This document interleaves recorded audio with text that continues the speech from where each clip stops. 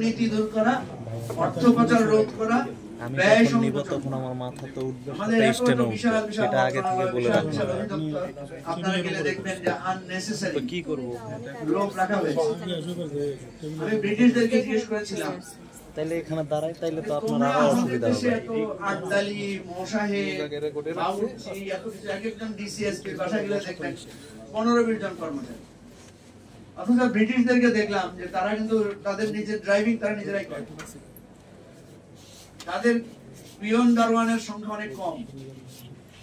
তারা বলছে তোমাদের দেশে যখন আমরা কলোনি স্থাপন করেছি এত দূরে আমাদের কেউ যাইতে চাইতো না, তখন আমরা তাদেরকে প্যাকেজ দিতাম, তোমার এই থাকবে, কাপড় থাকবে 3-4 জন, তারপরে বাগান রক্ষা করার মালি থাকবে 4-5 জন, এই প্যাকেজ দিয়ে তাদেরকে আমরা পাঠিয়েছি।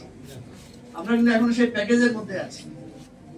একজন কর্মকর্তার বাসায় গেলে, বাড়িতে গেলে দেখবেন মন্ত্রীদের, সচিবদের, এসপিদের, ডিসিদের অর্ধেক কর্মচারী যদি আপনি কাটছাট করেন তাহলে সম্ভব। আর করোনা তো আমাদেরকে শিখিয়ে গেছে নিজে নিজেও আমরা বাঁচতে পারি চাইলে বিপদে।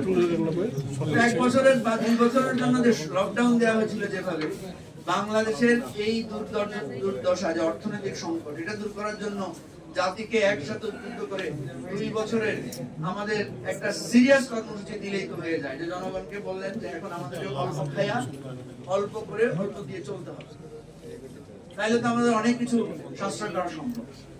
এই ধরনের একটা বিপ্লবী বাজেট ছাড়া আমাদের দেশকে কখনো একটা স্বয়ং সম্পূর্ণ এবং স্বনির্ভর বাজেটের জায়গায় আনা সম্ভব না।